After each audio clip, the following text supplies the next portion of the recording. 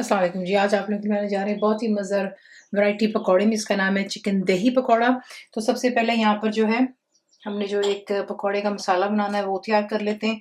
तो यहाँ पर एक ग्राइंडिंग में ले लें, उसमें आप डालेंगे साबुत सूखा धनिया 2 टेबलस्पून बिल्कुल भरकर है, ज़ीरा जाएगा 1.5 टेबलस्पून, कुटी हुई लाल मिर्च इसमें आप डालेंगे 2 टीस्पून लेवल्ड है। इसे आपने दरदरा से पीस लेना है और फिर मैं आपको दिखाती हूँ नेक्स्ट स्टेप। अब जो इसमें सब्जियां मैं इस्तेमाल कर रही हूँ, सबसे पहले आलू है मेरे पास यहाँ पे आधा किलो, और आपने इस तरीके से इसको जो है काट लेना है। आलू जो है, इनफैक्ट जो भी सब्जी आप काटेंगे कोशिश कीजिएगा कि वो आप उसको बारीकी काटें, क्योंकि जितनी आप तमाम सब्जियां एक ही थिकनेस में काटेंगे तो वो जल्दी कुक होती हैं, ठीक है। वरना फिर ये होता है कि कहीं आलू कच्चा रह गया, कहीं चिकन कच्चा रह गया, तो उसका हमने ख्याल रखना होता है। तो यहाँ पे मैंने जो है बारीक इनको काट लिया हुआ है, आप ये देख सकते हो उसकी थिकनेस इतनी ज़्यादा नहीं है, ठीक है। उसके बाद बीच में आप इसमें डालेंगे प्याज, मैं इस्तेमाल कर रही हूँ 2 बड़े साइज़ की हैं, ये भी फाइनली स्लाइस्ड हैं। हरी मिर्चें इसमें मैंने 5 अदर डाली हैं। इसका बड़ा मज़ा आता है पकौड़ों में। बच्चों के लिए भी बना रहे हैं तो फिर कोशिश किया कि ना ऐड करें, ठीक है ना। उसके बाद इसमें जाएगा आधा किलो ही चिकन इस्तेमाल कर रही हूँ मैं यहाँ पर। चिकन को भी आप देख लें कितना छोटा छोटा मैंने काटा हुआ है, ये देखें। उसमें होता है कि आपके हर बाइट में चिकन भी आएगा और ये भी जल्दी से कुक हो जाएगा। वही बात है जैसे मैंने आपसे कहा कि अगर ज़्यादा मोटा मोटा काटेंगे तो फिर आपको इशू होता है इसको फ्राई अप करने में। उसके बाद बीच में मैं पालक इस्तेमाल कर रही हूँ, 1 बंच मैंने ली थी।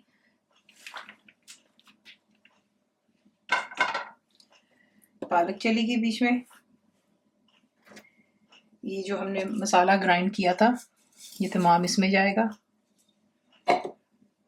नमक 1.5 टीस्पून इस्तेमाल करेंगे। पिसी हुई लाल मिर्चें भी ऐड होंगी इसमें, 1 टीस्पून है। ये डालकर पहले तमाम चीज़ों को अच्छे से मिक्स करें हाथ के साथ में, और उसके बाद में इसमें क्या जाता है मैं आपको साथ साथ दिखाती हूँ। अब इसमें ऐड कर लें बेसन। ये मेरे पास 3 कप बेसन है।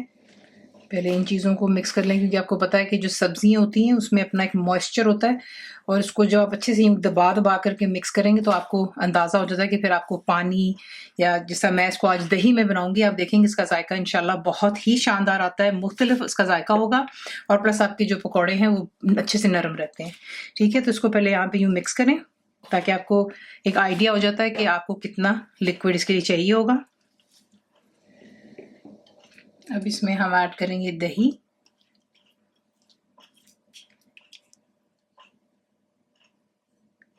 और इसको मिक्स करते हैं। ये 1 कप दही है मेरे पास। और पकौड़े अच्छे बनाने का जो टिप होती है वो आपको मैं यही बताऊंगी कि बेसन उतना ही हमेशा डालिएगा कि जिसके अंदर में आप देखेंगे कि हर चीज़ इकट्ठे हो जाए, लेकिन उसके ऊपर एक्स्ट्रा कोटिंग नहीं होनी चाहिए। वरना कि ज़्यादा बेसन होता है तो फिर उसकी वजह से जब आप इसको बनाते हैं तो फिर आपको जो है पकौड़े बड़े मोटे मोटे बनते हैं, बाजार की तरह नहीं बनते।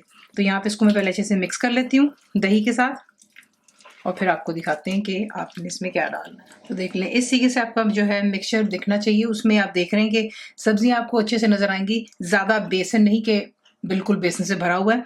और जब आप इसको उठा करके ये देखें, किसी पीस को यूं डालेंगे गर्म तेल में तो ये बिखरता नहीं है, आपने देख लिया। तो तेल को गर्म करते हैं, फिर आपको दिखाते हैं आपने इसको बनाना किस तरह। तेल को आपने पहले अच्छे से गर्म कर लेना है। वजह वही है कि अगर तेल ठंडा होगा तो आपके जो पकौड़े हैं ना ही कि सिर्फ वो बिखर जाएंगे, बल्कि वो जो है तेल को भी अब्जॉर्ब कर लेंगे। ये भी आप लोगों को काफ़ी इशू होता है। यहाँ पे आपने बड़े बनाने, छोटे, bite size, that's completely your choice, ठीक है। मैं यहाँ पे बाइट साइज बना रही हूँ, देख लें इस तरीके से आपने बनाना है। हाथ से डाल लें, स्पून से, कोई मसला नहीं है। तेल आपका गर्म होना चाहिए, और जैसे ये फ्राई अप होंगे ये खुद ब खुद ऊपर उठ करके फ्लोट होना शुरू हो जाते हैं। ओवरफिल मत कीजिएगा, जितनी आपके पास स्पेस है आपकी कढ़ाई में उतने ही आप डालेंगे, ठीक है।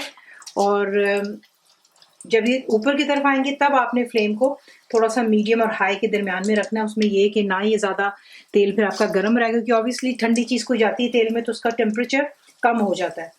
लेकिन ज़्यादा कम हो गया तो फिर वही बात है कि पकौड़े तेल को अब्जॉर्ब कर लेते हैं। छोटी छोटी चीज़ें जो मैं आपको टिप्स साथ साथ देती रहती हूँ ताकि आपकी कोई चीज़ ख़राब ना हो, तो इंशाल्लाह नहीं होगी। तो सिर्फ गौर कीजिएगा जो आपको चीज़ें बता देती हूँ मैं यहाँ पर।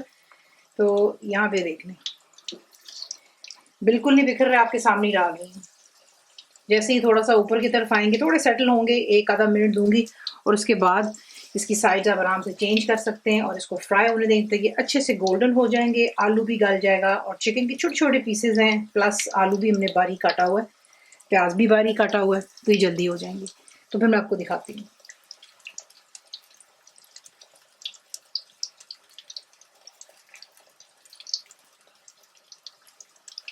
तो देख लें ये ऊपर की तरफ आने शुरू हो गए, ठीक है। और अब आप इसके जो है आसानी से इसकी साइड वगैरह को इसको उलट पुलट कर सकते हैं और इसको फ्राई होने देंगे जब तक अच्छे से ये गोल्डन हो जाएंगे। और आपको बता दिया कि आलू और चिकन भी आपका अच्छे से गल जाएगा। तो देख लें माशाल्लाह ये परफेक्टली यहाँ पर डन हो गए हैं। फ्लेम आपको मैंने बता दिया है कि पकौड़े जब आप डालते हो तब अच्छे से गर्म होना चाहिए। उसके बाद मीडियम और हाई के दरमियान में रखेंगे, ज़्यादा लो मत कीजिएगा, तेल अब्जॉर्ब करेगा पकौड़ा। दूसरी बात ये कि ये जो है अगर टाइम देखें तो ये 7 से 8 मिनट में जो है अच्छे से कुक हो जाते हैं और ये यहाँ पर परफेक्टली डन हो गए हैं, ये देख लें, ठीक है। अगर आपको आलू भी दिखाऊं तो ये बिल्कुल अच्छे से गल गया हुआ है, ये देखिए बिल्कुल सॉफ्ट है, क्रिस्प एंड सॉफ्ट ये, ठीक है। इन्हें निकालते हैं, तमाम जो पकौड़े इनको भी इसी से तैयार कर लेते हैं और फिर मैं आपको दिखाती हूँ। इसी के साथ उसको बनाते हैं। सर्व कीजिएगा, अपनी पसंद की कोई भी चटनी कर लें, पुदीने की बना लें, केचप ले लें, इमली की खट्टी मीठी चटनी, सब में बस बड़ा मज़ा आता है। और ये देख लें ऊपर से जो है बड़े क्रिस्प बनते हैं, ठीक है, और अंदर से बिल्कुल सॉफ्ट, ये देखिए। ये चिकन भी आप देख सकते हो कितने परफेक्टली गला हुआ है, ये बहुत ही मज़ेदार बनते हैं, एकदम सॉफ्ट और क्रिस्प होते हैं। तो रेसिपी आपको पसंद आती है तो प्लीज़ को लाइक, शेयर और सब्सक्राइब ज़रूर किया करें। कंप्लीट रिटन रेसिपी आपको मिलती है मेरी वेबसाइट पे iscookWithFaiza.net पर। बनाइए, आपको कैसा लगा दुआ में याद रखें and thank you for watching the video. मेरे चैनल को सब्सक्राइब करें, बेल आइकॉन का बटन दबाएं, मेक श्योर कीजिएगा कि ऑल भी प्रेस कर दीजिएगा ताकि आप लोगों को मेरी लेटेस्ट वीडियोस रिसीव हो जाएं।